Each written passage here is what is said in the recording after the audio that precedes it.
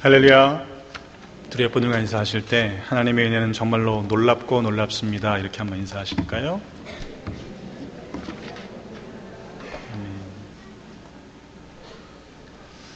추수감사절을 맞아서 감사의 고백을 올려드린 여러분 모두에게 하나님의 은혜가 또한 복에 넘쳐나시기를 주님의 이름으로 축원합니다. 우리 영어 회중들을 위해서 트랜슬레이션 서비스가 프로바이드 되니까요. If you have the cell phone and earbud, you can use the translation service in English. 그 컨퍼런스 콜로 전화를 거시면 되겠습니다. 오늘 본문에 보면 감사하는 사람 한 사람을 만나게 됩니다. 그는 나병에 걸렸던 사람이라고 기록되어 있고 예수님께서는 그가 사마리아인이었다라고 말씀하고 있습니다. 그런데 예수님께서 그 나병 걸린 사마리아인의 그 오랜 병을 고쳐주셨죠. 상황을 조금 더 자세하게 설명하면 그렇습니다. 예수님께서 예루살렘으로 가시는 길이었는데 사마리아와 갈릴리 사이로 가시게 되었습니다. 그때 예수님께서 어떤 마을에 들어가시는 길에 나병 환자 10명이 멀리서도 소리를 높여 예수님께 부르짖습니다. 예수 선생님이여, 우리를 불쌍히 여기소서. 세번역 성경으로 읽어보면 예수께서 어떤 마을로 들어가시다가 그랬습니다. 정확하게 말하면 그 마을 안에서 만나신 것이 아니라는 이야기죠. 마을에도 들어가지 못하고 있던 쫓겨난 나병 환자 10명, 그것도 주님 곁에 가까이 나가지 못하고 멀리 서서 부르짖고 있는 그들을 주님은 만나 주십니다. 멀리 서서 주님을 부르짖었던 이유는 감히 예수님께 나아갈 용기를 갖지 못했기 때문이죠. 율법에 의하면 나병 환자들은요, 다른 사람들과의 접촉을 피하기 위해서 멀리 떨어져 있었어야만 했습니다. 보통 동네 밖에 쫓겨나 살면서 스스로를 가리켜 나는 부정하다, 다른 사람들이 자신에게 오는 것을 막도록 되어 있었죠. 한마디로 나병에 걸리면 사람들로부터, 사회로부터 격리되어 사는 삶을 살았던 것입니다. 물론 율법에 나병이 걸리면 사람들로부터 격리되어야 한다라는 규정이 있기 때문이기도 하지만 사람들 앞에 나설 자신이 없었을 것입니다. 나병이 뭔지 아시나요? 그 병이 무엇이길래 사랑하는 가족들로부터도 소외받고 또 버림받아 격리되어 살아갈 수밖에 없었을까요? 성경에 표현되고 있는 나병은 오늘날에는 한센병이다라고 불립니다. 병에 걸리면 머리카락이 다 빠지고요, 온몸에 감각이 다 마비가 됩니다. 몸이 썩어져 떨어져도 감각이 없으니까 아픈 줄 몰라요. 여러분 생각해 보세요. 내 살점이 떨어져 나가는데 그게 전혀 느껴지지 않는 자신의 모습을 보면서 얼마나 황당했겠습니까? 아마도 그 병에 걸린 사람들은 하루하루 살아가는 것이 짐이 되었을 것입니다. 어쩌면 동네 밖으로 쫓겨난 것보다 더 서러웠던 것은 사랑하는 가족과 함께 살아가지 못하는 자신의 삶의 처지였을 것입니다. 오늘날 이 시대에도요, 한센병 걸린 사람들과 가까이 하는 것은 그렇게 쉽지 않습니다. 편견이 있다는 이야기겠죠. 하물며 2000년의 나병에 걸린 사람들, 그들의 상황은, 그들의 삶의 수준은 어땠겠습니까? 그들은 살아있었지만 산 사람은 아니었을 것입니다. 어떻게 보면 사람들에게서 가까이 하면 더럽다, 부정하다 여기는, 그래서 사람 취급 못 받는 삶을 살았을 것입니다. 그랬던 나병 환자가 지금 나았어요. 깨끗해진 겁니다. 예수님께 감사하는 건 당연한 일 아니었을까요? 그들이 그 처절한 처참한 상황 속에서 깨끗한 상황이 되었기 때문에, 병이 나았기 때문에 큰 소리로 하나님께 영광을 올려드리며 돌아와서 예수님의 발 아래에 엎드려 감사하는 것, 사실 그것 가지고는 충분하지 않았을 겁니다. 더 큰 감사를 올려드렸어야 하죠. 하지만 오늘 성경에 보니까 그 감사를 드렸던 사람은 사마리아 사람 한 사람뿐이었다. 그렇게 전해줍니다. 분명히 예수님께 소리를 높여 구하며 긍휼을 원했던, 불쌍히 여겨달라고 구했던 사람은 10명이었습니다. 그리고 그 10명 모두가 병이 나았습니다. 그렇다면 나머지 9명도 분명히 주님께 돌아와서 감사를 드렸어야 하지 않았을까요? 왜 나머지 9명은 하나님께 영광을 돌리러 돌아오지 않았을까요? 예수님께 돌아와 감사를 드리고 하나님께 영광 올려드렸던 사람은 한 사람, 사마리아인이었다고 말씀하죠. 이방인이었다라고 또한 기록하고 있습니다. 예수님께서 말씀하십니다. 이 이방인 외에는 하나님께 영광을 돌리러 온 자가 없느냐? 근데 그 말씀을 잘 생각해 보면요, 나머지 9명은 유대인들이었다라는 이야기일 것입니다. 하지만 그 성경 본문의 첫 장면을 잘 살펴보시면 그 10명이 유대인이었는지 사마리아인이었는지 그것을 구분하지를 않습니다. 그저 나병 환자 10명이었다라고만 말씀하고 있습니다. 그런데 평소 유대인들이 이 사마리아 사람들을 어떤 존재로 여겼는지를 생각해 보면 지금 이것이 어떤 뜻을 가지고 있는지 우리가 추측할 수 있죠. 나병에 걸리고 나니까요, 유대인인지 사마리아인인지 그게 중요하지 않더라 이 말입니다. 그들이 병에 걸리지 않았을 때는요, 유대인들은 사마리아인들을 향해서 개보다도 못한 그런 취급을 했습니다. 그런데 함께 있지도 않았죠. 그런데 이제는 병에 걸리고 나니까 너나 나나 똑같다는 거예요. 그렇게 굳이 가릴 필요가 뭐 있냐? 함께 있는 것이 전혀 걸림돌이 되지 않을 정도로 처참한 삶을 그들 모두가 살았던 것입니다.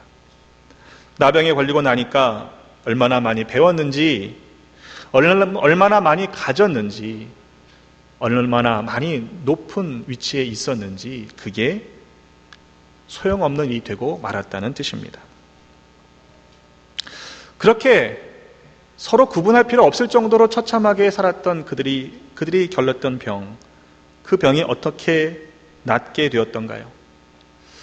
그것을 설명하지는 않습니다. 그런데 하나님께 영광을 돌리며 예수님께 돌아와 감사를 드렸던 그 사마리아 한 사람만 자신의 병이 나았다는 것을 그럼 알았다는 말일까요? 나병 환자 10명 모두가 예수님께 긍휼을 구했다고 했지요. 예수 선생님, 우리를 불쌍히 여겨 주십시오. 그런데 그때 예수님께서 하시는 말씀이 제사장들에게 너희 몸을 보이라라고 하시는 것이었습니다. 아니, 지금 고쳐주셔야 되는데 제사장에게 가서 보이라는 거예요. 지금 사람들에게서 격리되어 가까이 갈 수 없는 병에 걸린 사람들입니다. 그런데 제사장에게 가서 보이라니요. 유대인들의 정결법에 따르면 제사장이 그 병이 나았는지를 확인해 주는 책임이 있었습니다. 자, 그 말은 제사장에게 나가서 너의 병이 나았음을 검증받아라, 이 말씀입니다. 그런데 생각해 보세요. 지금 그 말씀을 하시고 있는 그때 그들의 병이 나은 상태였을까요? 성경은 그렇게 말씀하지 않습니다. 출발할 때 그들은 병든 모습 그대로였다라고 말씀하는 것이죠. 왜냐하면 그들이 가는 동안에 나았다라고 말씀하기 때문입니다. 어쩌면 그들은 예수님의 말씀에 순종하면 나의 이 병이 나을 수 있을지도 모르겠어 라고 생각했는지 모르겠습니다. 그런데 정말로 놀랍게도 그들이 그 말씀에 순종해서 제사장에게로 가는 동안에 몸이 깨끗해진 것입니다. 본문을 보니 그 중에 한 사람이 자기가 그 가던 중에 나아서 몸이 나은 것, 깨끗해진 것을 깨달았습니다. 그가 나았네? 이렇게 얌전하게 말하지는 않았을 겁니다. 확인해보고 또 놀랍고 놀라워서 아마 기쁨의 환호성을 질렀을 것입니다. 그러면 그 한 사람, 10명 중에 한 사람이 나은 것을 보고 나머지 9명이 어떻게 반응했을까요? 가만히 있지는 않았을 겁니다. 저 사람이 나왔어? 그러면 혹시 나도? 그러면서 자기 자신의 몸들을 살펴보았겠죠. 서로를 확인했을 것입니다. 도무지 믿어지지 않는 그 사실을 눈을 비비며 확인했을 것입니다. 그리고 자신들도 나았다는 사실을 깨닫게 된 그때에 흥분한 나머지 환호를 지르고 기쁨의 소리를 질렀을 것입니다. 하지만 그 중에 오직 한 사람, 사마리아 사람만이 하나님께 큰 소리로 영광을 돌리며 예수님께 돌아와 발 아래 엎드려 감사했던 것이지요. 예수님께서는 그 한 사람을 향해서 말씀하십니다. 10사람이 다 깨끗해지지 않았더냐? 그런데 9은 어디에 있느냐? 하나님께 영광을 돌리러 돌아온 사람은 이 이방 사람 한 사람밖에 없느냐? 그러면서 다음에 이렇게 말씀하십니다. 일어나서 가거라, 내 믿음이 너를 구원하였다. 오늘 성경의 이 짧은 스토리 가운데 그 9명에게도 그 믿음이 있었는지는 확실하지 않습니다. 분명한 것은 저들 모두가 아직 병이 걸려있던 그 상태, 병이 낫지 않았음에도 불구하고 제사장들에게 가서 몸을 보이라 라는 그 말씀에 순종했다는 것은 명확합니다. 그리고 10명 모두가 그 병이 나았다라는 사실을 보면 저들도, 그 나머지 9명들도 병이 나을 수 있을 거야 라고 하는 막연한 기대, 그런 믿음은 어쩌면 있었는지 모르겠습니다. 하지만 그 나머지 9명의 그 기대, 그 믿음이 진짜 예수님에 대한 믿음이었을까요? 아마도 자신의 그 처절했던 심한 중병에 걸렸던 자신의 모습이 낫기를 바라는 그런 간절한 소망이기는 했을 것입니다. 더 이상 방법이 없습니다. 치료받을 방법이 없기 때문에 예수님께서 마지막 희망이었을 것입니다. 그래서 자신들을 위해 절박한 심정으로 주님께 매달렸을 것입니다. 그러나 그들 가운데 오직 한 사람만 자기의 병이 나은 것을 보고 큰 소리로 하나님께 영광을 올려드리며 돌아와 감사했습니다. 그 말은 우리가 분석해보면 나머지 9명은 예수님을 자기 자신의 병을 낫게 해주는 수단으로만 여겼지 예수님을 그 믿음의 목적으로 삼지는 않았다라는 말이 될 것입니다. 자신들의 병이 다 나았다라는 사실을 깨달았을 때, 그래서 흥분에 기뻐 노래하며 소리치며 환호성을 부르고 난 그 흥분이 잠시 가라앉았을 때 아마도 그들은 생각했을 겁니다. 진짜 나았나 한번 진짜 확인해 봐야겠다. 제사장에 가야지. 아니야, 그것보다 더 중요한 건 내가 그렇게 만나고 싶었던 사랑하는 가족들에게 달려가야지. 낫긴 난 것 같은데 이거 혹시 재발하지는 않을까? 주님께는 좀 천천히 가도 되겠지. 뭐 주님께서 하신 게 뭐 있어? 그냥 말로 가라 하셨는데. 아니, 이거 내 병이 아니었던 것 같아. 다 나은 것은 아닐 거야. 약간만 낫는 것처럼 보일지도 몰라. 어쩌면 랍비들이 이런 일을 할 수 있지 않을까? 아니야, 이미 나는 회복되고 있었던 중이라고. 다양한 생각을 할 수 있죠. 그런데 단 한 사람, 그 한 사람이 예수님께서 내 병을 낫게 하셨으니 감사하러 가야지 라고 생각했다는 사실입니다. 기쁨 와중에 그 병이 나았다는 감격의 순간 가운데 주님을 기억하고 돌아온 사람은 한 사람뿐이었다는 것이죠. 돌아온 그 한 사람만이 예수님의 발 앞에 엎드려 감사했다는 이야기입니다. 물론 병이 나았던 이유가 그의 믿음 때문이었다라고 말씀하지는 지금 않으십니다. 내 믿음이 너를 구원하였느니라 라고 말씀하셨습니다. 그 말은 그 구원이라는 의미가 병에서 고침을 받았다라는 의미라고 보기는 쉽지 않습니다. 그러나 분명한 것은 구원은 오직 믿음으로만 얻게 된다라는 사실이죠. 그리고 구원받은 사람은 진정으로 감사하는 삶을 살게 될 것이라는 사실을 오늘 말씀 가운데 우리에게 전해주고 있는 것입니다. 나머지 9명도요, 병 고침은 받았어요. 그리고 기적을 체험합니다. 그러나 그 9명은 감사하는 삶을 살지를 못했습니다. 하나님께 영광을 올려드리는 삶을 살지는 못했다라는 말입니다. 여러분, 과연 우리는 어떠합니까? 지난 한 해 받은 복들을 아마 이번 한 주간 생각해 보셨을 겁니다. 그리고 감사하셨을 것입니다. 그러나 우리가 기억해야 할 것은요, 진짜로 기억해야 할 것은 우리가 누리고 있는 이 복이, 이 감사의 제목들이 어디로부터 주어졌는가, 누구에서 의해 주어졌는가를 알아야만 합니다. 10명 모두 나병이 낫게 되는 은혜를 입었지만 저들 모두 구원을 받은 것은 아니었기 때문입니다. 나머지 9은 아마도 제사장에게로 달려가서 그들의 병이 나았다는 사실을 확인받았을 것입니다. 그리고 그토록 만나고 싶었던 가족들에게로 달려갔겠죠. 하지만 저들이 먼저 돌아와 감사를 올렸어야 할 분은 바로 예수 그리스도 주님이셨습니다.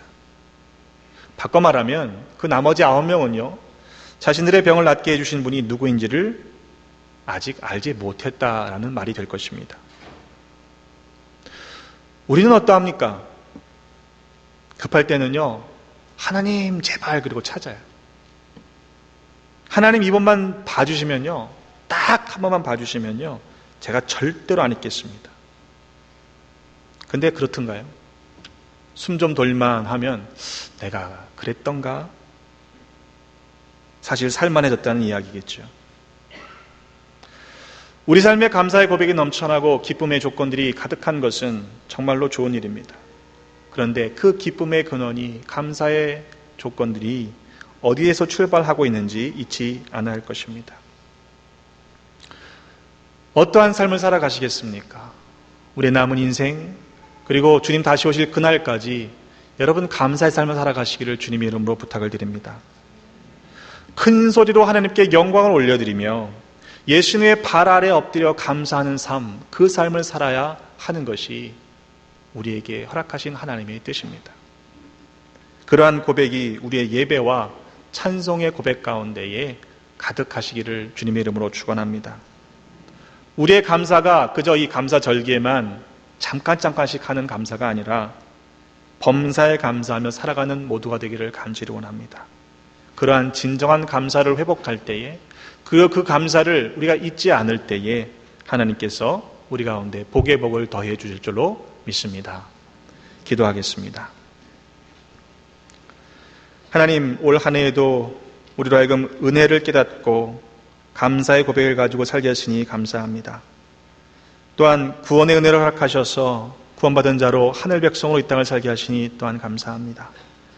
그러나 종종 그 은혜를 잊고서 삶 속에서 여러 가지 일들 가운데 불평함을 살았던 때가 있었음을 고백하며 회개합니다.